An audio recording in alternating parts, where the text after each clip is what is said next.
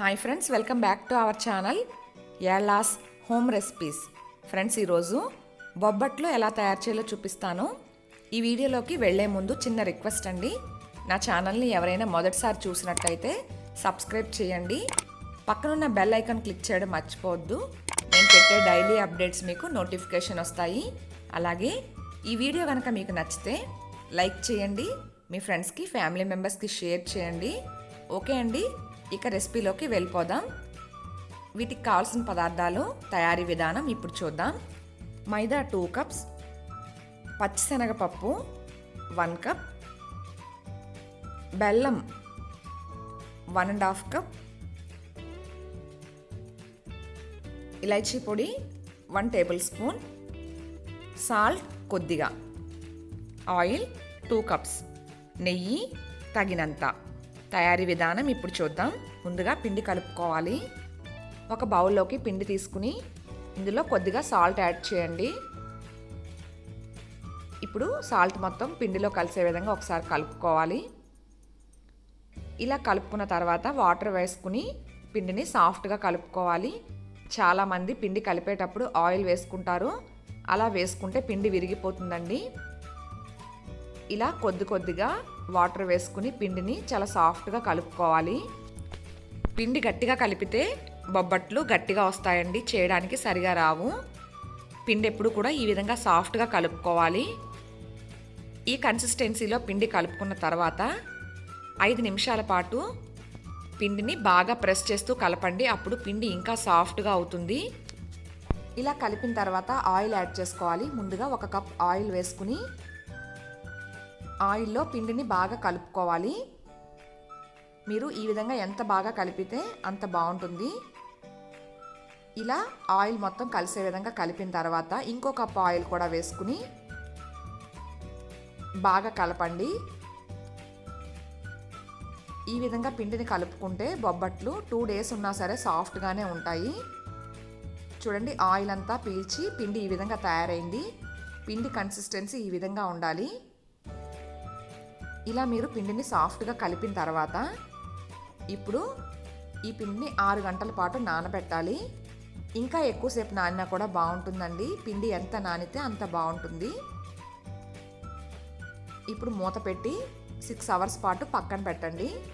ఈ పిండి నానేలోపు స్టఫింగ్కి పూర్ణం తయారు చేయాలి.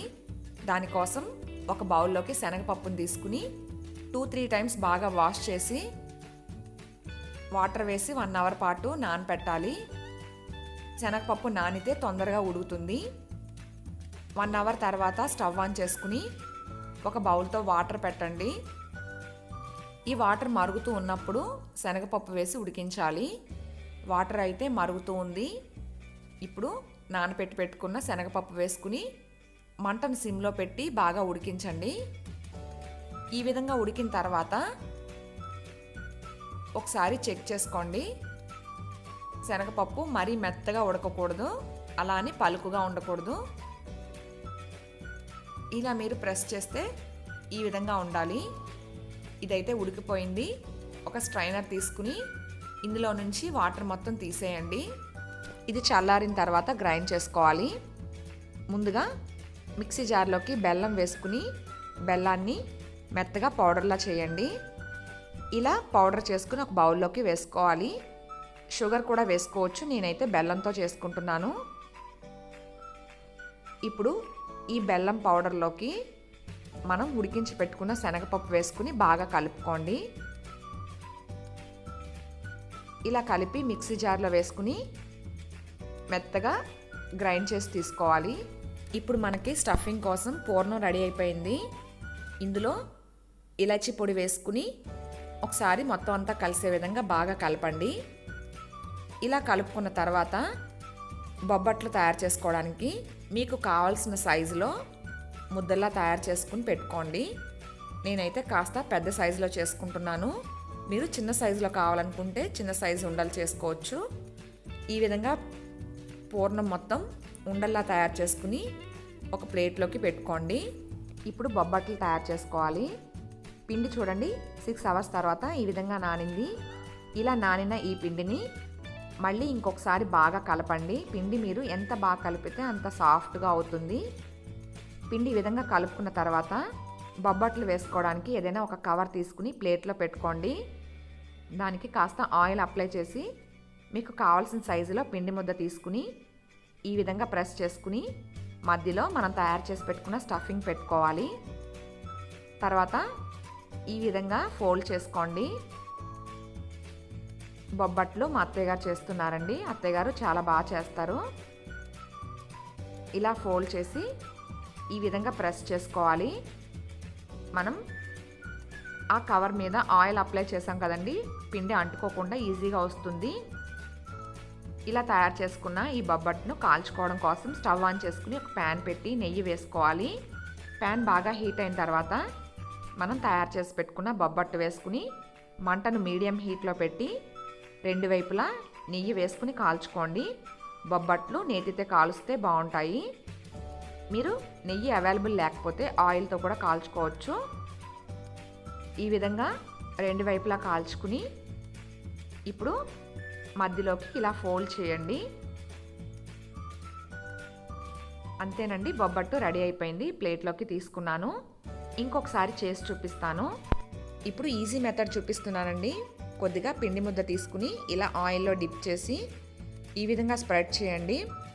మధ్యలో మనం తయారు చేసి పెట్టుకున్న స్టఫింగ్ పెట్టుకుని ఈ విధంగా ఫోల్డ్ చేసుకోవాలి. ఇలా చేసిన తర్వాత పైనున్న ఎక్స్ట్రా పిండి మొత్తం తీసేయండి. ఇప్పుడు వేరే ఒక కవర్ తీసుకుని దీనిపై కొద్దిగా ఆయిల్ అప్లై చేసి ఈ విధంగా ప్రెస్ చేయండి. బొబ్బట్లు చాలా పల్చగా చాలా ఈజీగా వచ్చేస్తాయి. ఫస్ట్ టైం చేసిన వాళ్ళు కూడా ఈజీగా చేసుకోవచ్చు. చూడండి, కవర్కి ఆయిల్ అప్లై చేయడం వల్ల పిండి అంటుకోకుండా వస్తుంది. ఇలా తయారు చేసుకున్న బొబ్బట్ను పెనంపై వేసుకుని నేతితో రెండు వైపులా కాల్చుకోవాలి. అంతేనండి, ఎంతో ఈజీగా బొబ్బట్లను ఈ విధంగా తయారు చేసుకోవాలి. బొబ్బట్లు నేతితో కాలుస్తే బాగుంటాయి. మీకు నెయ్యి అవైలబుల్ లేనట్టయితే ఆయిల్తో కూడా కాల్చుకోవచ్చు. ఇలా మిగిలినవన్నీ కూడా కాల్చుకుని ఒక ప్లేట్లోకి తీసుకున్నాను. మంటను మీడియం హీట్లో పెట్టే కాల్చుకోండి, లేదంటే మాడిపోతుంది. ఫ్రెండ్స్, ఇదే విధంగా మిగిలినవన్నీ కూడా కాల్చుకుని ఒక ప్లేట్లోకి సర్వ్ చేసుకున్నాను. ఎంతో టేస్టీగా ఈజీగా బొబ్బట్లను ఈ విధంగా తయారు చేసుకోవాలి.